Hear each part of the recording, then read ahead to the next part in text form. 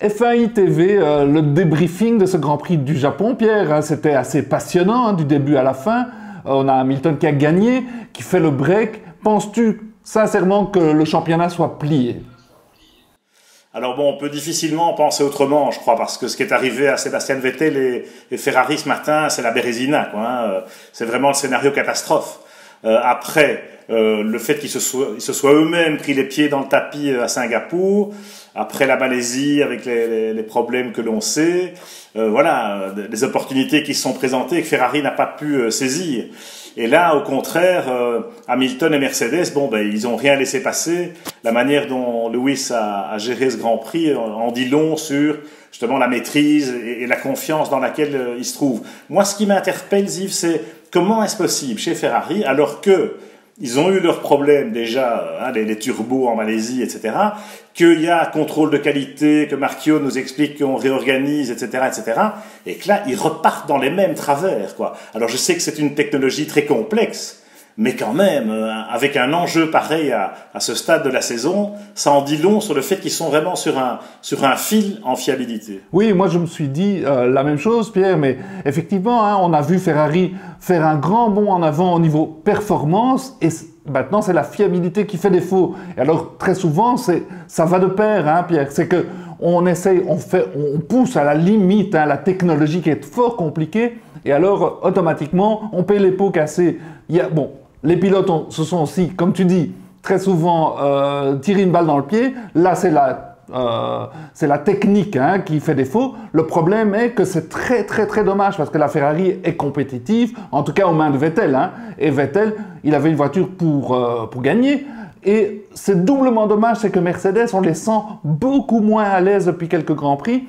La preuve, c'est que Red Bull est tout proche avec un moteur qui est quand même moins puissant, et donc pour la Scuderia, ce sont des occasions de gâcher. C'est un championnat qu'il devait prendre, hein. Ben oui, je trouve pas d'autre mot. Oui, si ce n'est qu'effectivement, comme tu le dis très bien, en chassant la performance, parce que bon, ils sont dans la position du chasseur, mais ils ont pris des risques.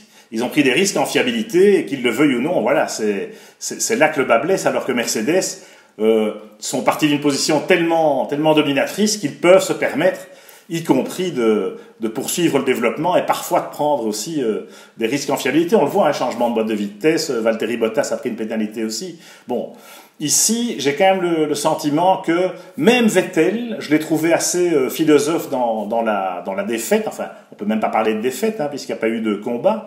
Voilà, il protège l'équipe, il dit voilà, on a une bonne voiture, on sait que ça peut marcher, mais voilà, ce sont les aléas de la technique. Bon, alors on va certainement encore entendre parler aussi du fait que cette ère hybride et ces moteurs V6 turbo hybrides sont effectivement trop complexes, beaucoup trop chers, beaucoup trop difficiles à gérer. Et donc l'approche aussi de la fédération en disant on limite le nombre de moteurs pour justement, soi-disant, contrôler les coûts, hein, on limite le nombre d'accessoires, etc. On se rend compte que ça change rien au fait que les constructeurs dépensent toujours autant d'argent, simplement ils prennent des pénalités, et voilà. Ferrari, ils auraient des moteurs en stock ou des boîtes de vitesse en stock, on aurait peut-être un vrai championnat sur la piste, et malheureusement ça n'est pas le cas à cause de la philosophie de ce règlement. Il faudra peut-être y repenser, mais on sait que tout ça est relativement figé, en tout cas jusqu'en 2020. En attendant, bon, un Grand Prix passionnant, moi je ne serais pas aussi catégorique que toi, Yves, parce que Hamilton a quand même été en contrôle à peu près tout le temps. Mais ce qui était palpitant, c'était de voir Max Verstappen au départ, et puis dans les premiers tours, et puis après la voiture de sécurité en fin de course, on sentait, hein, que si la moindre opportunité se présentait, il allait la chercher. Oui, et c'est là qu'il faut rendre hommage à Lewis Hamilton, hein, parce que la Mercedes n'est vraiment pas dominatrice comme par le passé. On voit les performances de Bottas qui n'est quand même pas manchot et qui est loin du compte, qui ne se serait pas imposé avec la Mercedes. Hein. Donc c'est Lewis Hamilton tout seul qui impose la Mercedes encore une fois. Donc rendons-lui hommage. Hein. Bon, s'il est titré, parce que pour le titre, effectivement, ça semble être plié, même que voilà, il ne faut pas vendre la peau de l'ours avant de l'avoir tué, mais c'est mal barré pour Ferrari, mais c'est Lewis Hamilton qui est allé chercher le titre. Et effectivement, chez Red Bull, la voiture est hyper compétitive, le Renault est compétitif, Max Verstappen a beaucoup moins de malchance, et alors il aligne les résultats. Mais chez Red Bull, il faut se demander, c'est chaque année la même chose. À mi-saison, ils sont nulle part et puis ils font un grand bond en avant. Il serait temps qu'ils aient une voiture très compétitive depuis le début de la saison parce que Ricciardo, il commence à s'énerver un peu. Il est en fin de contrat, 2018, tout le monde négocie. Donc, chez Red Bull, ils ont le potentiel de jouer le championnat, mais ils doivent être compétitifs depuis le début de la saison.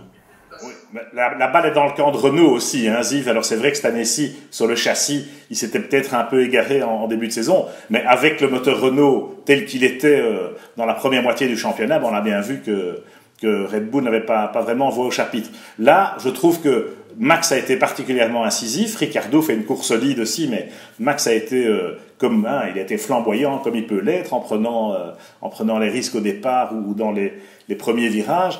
Et ça rend quand même le contexte assez excitant. Chez Ferrari, par contre, quand Vettel n'est pas là, malheureusement Raikkonen se loupe encore. Enfin, déjà en qualif, il n'est pas là où il doit être, une fois de plus. Et la touchette du premier virage avec Van Dorn, on ne sait pas très bien où est la responsabilité, mais en attendant, on est en milieu de peloton et voilà ce qui arrive. Et donc Kimi se retrouve à la rue à la fin du premier tour et il n'apporte rien à Ferrari finalement. C'est un peu le constat qu'on peut dresser aussi bien pour Bottas chez Mercedes que pour Kimi chez Ferrari. Oui, cette fois-ci, Bottas était à 3 dixièmes aux essais, donc c'est acceptable comme différence avec son chef de file. Par contre, Kimi Raikkonen était à 8, voire 9 dixièmes, donc c'est énorme, et alors il se retrouve au milieu de peloton. Il fait une belle course, après quelques échauffourées avec Van Dorn et puis avec Hülkenberg, il fait une belle course, seulement cette Ferrari vaut la victoire, vaut la deuxième place au minimum, lui il termine 5e, la Ferrari n'est pas à sa place aux mains de Raikkonen. On est un peu frustré de ne pas avoir vu Sébastien Vettel en course, parce que avec les températures beaucoup plus élevées aujourd'hui, on se dit que la Ferrari avait peut-être un coup à jouer, il y avait peut-être un vrai match à 3, ou en tout cas qu'Hamilton aurait été poussé beaucoup plus dans ses retranchements par Vettel avec la Ferrari qu'il ne l'a été par les Red Bull. Oui, tout à fait. La Ferrari, on le sent, a le potentiel de gagner cette course. Et Vettel, de reprendre 7 points à Hamilton. Hamilton a été parfait parce qu'il a géré, comme tu dis. Verstappen a été parfait. Les Red Bull ont été très très bonnes.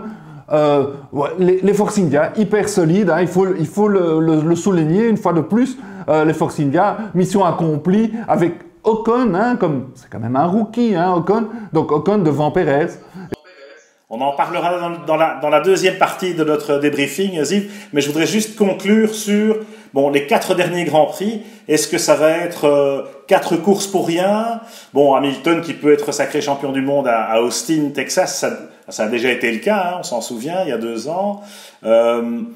Qu'est-ce qu'on peut espérer ou attendre de ces derniers Grands Prix si l'enjeu du championnat n'y est plus? Maintenant, Hamilton, il peut jouer à l'épicier et puis se contenter d'une 2e place à Austin, par exemple. On sent très bien que Vettel va gagner des Grands Prix jusqu'à la fin de la saison, c'est clair. Si la fiabilité est là, ils vont trouver. Cette fois-ci, c'était un problème bénin de batterie. Donc, je vois très bien Vettel gagner à Austin et Hamilton terminer 2e.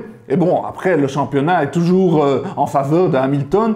Donc, gros avantage Hamilton. Vettel va encore gagner les Grands Prix, c'est sûr.